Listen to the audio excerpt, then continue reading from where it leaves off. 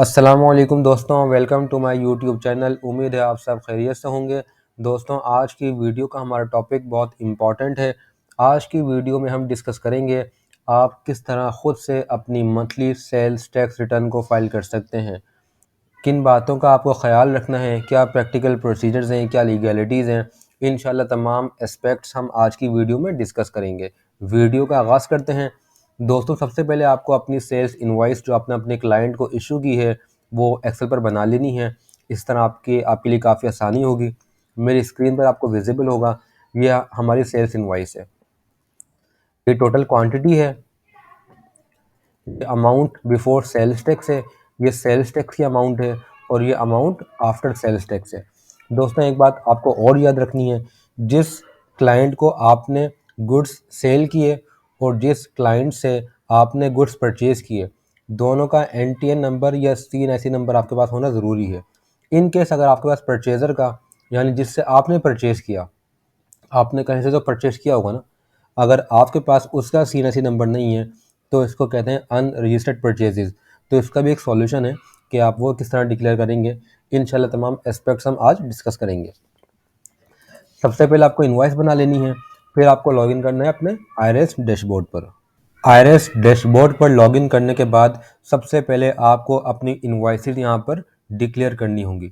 आप आएंगे invoice management, sales ledger, add invoice, purchases. सबसे पहले आपको परचेज इनवॉइस डिक्लेयर करनी है। जिससे आपने सामान परचेज किया है, जिससे आपने गुड्स परचेज किए हैं, वो इनवॉइस आप यहाँ पर डिक्लेयर करेंगे। अगर आपके पास उस पर्सन का सीएनआईसी नंबर या एनटीएन नंबर नहीं है तो आप यहाँ पर 14 टाइम्स 1 लिख सकते हैं। और अगर 14 टाइम्स 1 लिखने से यहाँ पर किसी और का नाम अपीयर होता है तो आप लास्ट के 2 डिजिट्स चेंज कर सकते हैं। देखें, मैंने 14 टाइम्स 1 लिखा तो यहाँ पर लिखा आ रहा है किड्स स्कूल सिस्टम। तो हमने इसे तो परचेज नहीं किया, तो मैं इसको चेंज कर देता हूँ। ये देखें, इस तरह चेंज हो चुका है ये। यहाँ पर आप लिखेंगे सेलर का नाम, जिससे आपने परचेज किया उसका नाम यहाँ पर आप लिखेंगे। लेट सपोज वो है फहाद ट्रेडर्स। अनरजिस्टर्ड है। इनवॉइस टाइप क्या है? Purchase invoice. Sale origination province of supplier, यहाँ पर आपको बताना है कि आपने किस प्रोविंस से ये सेल ओरिजिनेट की, कौन से प्रोविंस से आप सेल कर रहे हैं। तो हमारा है सिंध, मैं सिंध लिखता हूँ। डेस्टिनेशन ऑफ सप्लाई, किस प्रोविंस में आपने सप्लाई दी, वो भी सिंध है। परचेज टाइप, हमने जो आइटम सेल किए हैं वो है गुड्स एट स्टैंडर्ड रेट यानी 18%। HS code description, HS code description में आपको वो आइटम सर्च करना है जो आपने सप्लाई दिया। लेट सपोज मैं कहता हूँ स्टेशनरी। अगर आपने स्टेशनरी सेल की है तो यहाँ पर आपको काफ़ी सारे हेड्स मिल जाएंगे। आपको देखना है कि आप किस कैटेगरी में फॉल करते हैं। अगर आपने कुछ और सेल किया है तो वो आप कीवर्ड से यहाँ पर सर्च कर सकते हैं। लेट सपोज पार्ट्स, तो पार्ट्स की काफ़ी सारी कैटेगरीज आ गई। आप देख लें आपने क्या सप्लाई किया है। मैं रेलेवेंट जो हमारे केस में आइटम है वो यहाँ पे लिखता हूँ। रेट 18% रहेगा। यूओएम में आपको बताना है कि आपने जो आइटम्स परचेज किया वो आप किन बेसिस पे उसका मेजर करेंगे, क्वांटिटी की मेजरमेंट क्या है, किलोग्राम है, लीटर है। तो हमारे केस में है number of pieces. Total quantity जो आपने परचेज की वो आप यहाँ पे लिखेंगे। वैल्यू ऑफ परचेजेस, जिस अमाउंट में आपने गुड्स परचेज किए हैं आपको वो अमाउंट यहाँ पर लिखनी है। जब मैं अमाउंट एंटर करता हूँ यहाँ पर लिखा आता है इनपुट क्रेडिट नॉट अलाउड। इसका मतलब है कि मैंने जब अनरजिस्टर्ड से परचेजेस की तो एफबीआर मुझे ये क्रेडिट अलाउ नहीं कर रहा। अगर मैंने किसी रजिस्टर्ड से परचेज की होती तो मुझे एक अमाउंट का क्रेडिट मिल जाता, 90% क्रेडिट मिलता, 10% एफबीआर कहता है आप उसको बाद में करवा सकते हैं। तो एफबीआर हमें इनकरेज करता है क्रेडिट दे के कि भाई आप रजिस्टर्ड लोगों से परचेज करें और रजिस्टर्ड लोगों को सेल करें। तो अब आपको करना है सेव आइटम। जैसे ही आप सेव आइटम करेंगे जो आपने परचेज इनवॉइस यहाँ पर एंटर की है वो यहाँ पर ऐड हो जाएगी। अगर आपको डिलीट करना है यहाँ से आप डिलीट भी कर सकते हैं।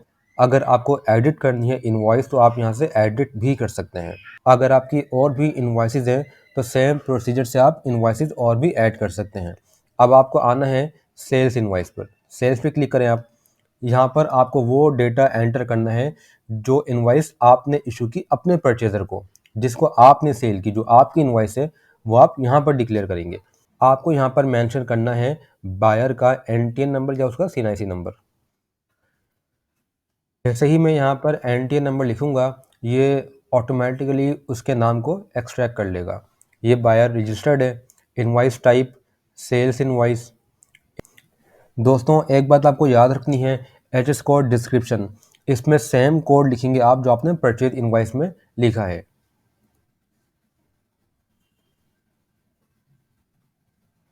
परचेज इनवॉइस का एचएस कोड और सेल्स इनवॉइस का एचएस कोड सेम होना चाहिए। यहाँ पर आपको लिखनी है वैल्यू बिफोर सेल्स टैक्स। जिस अमाउंट में सेल्स टैक्स इंक्लूड नहीं है, आपको यहाँ पर वो अमाउंट लिखेंगे।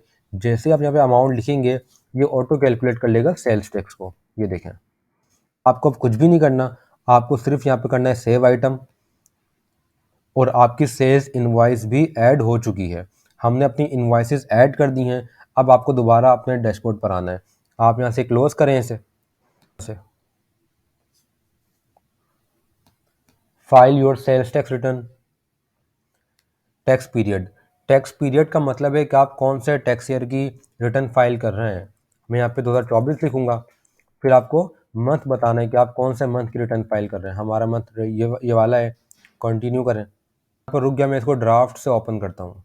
आपको आना है एनेक्सर सी में, लोड सेल्स और डेबिट नोट, यहाँ पे क्लिक करें। आप जो आपने इनवॉइस ऐड की थी यहाँ पर ऐड हो चुकी है। अब आपको आना है एनेक्सर ए परचेजेस में, लोड इनवॉइसेस। यहाँ पर आपको जिससे आपने परचेज की अमाउंट, जो आपने परचेज इनवॉइस में एनटीएन या सीएनआईसी नंबर लिखा था, वो आपको यहाँ पर लिखना है।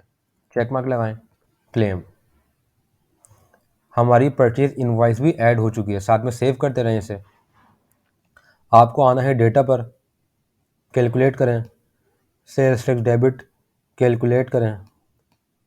पे बिल कैलकुलेट। एडवाइस पे बिल कैलकुलेट। देखें दोस्तों, पे बिल अमाउंट, ये अमाउंट पे बिल है। आपको इस अमाउंट का चालान बनाना है और आपको ये चालान पे करना होगा। मैंने सेपरेट वीडियो बनाई है कि आप किस तरह सेल्स टैक्स का चालान बना सकते हैं। आप उस वीडियो को देख कर चालान बनाएं, और इसके बाद का प्रोसीजर मैं आपको चालान पे करने के बाद बताता हूँ। चालान हमने पे कर दिया है। आपको आना है पेमेंट के टैब में। यहाँ पर आपको विजिबल होगा प्लस का बटन, प्लस पे क्लिक करें। ये पेमेंट रिसीट है चालान की, जो आपने चालान पे किया है। इसे आप सिलेक्ट करें, यहाँ से डेटा में आएँ, कैलकुलेट करें। जो हमारी पेबल अमाउंट थी वही हमारी पेड अमाउंट है। चालान हमारा पे हो चुका है। कैलकुलेट करें यहाँ से, इसे यहाँ से सेव करें। अब आपको आना है एनेक्सर सी में। पहले आप एनेक्सर सी फाइल करेंगे, सबमिट करें। हमारा एनेक्सर सी सबमिट हो चुका है। सेव करें इसे। अब आपको आना है वेरिफिकेशन के टैब में। जो आपका 4 डिजिट का पासवर्ड है, पिन है, वो लिखें यहाँ पर, वेरीफाई करें। इसे एक दफ़ा रिकैलकुलेट कर लें, वरना ये सबमिट नहीं होगा। सेव करें, सबमिट कर दें। दोस्तों इस तरह आप अपनी monthly sales tax return file कर सकते हैं।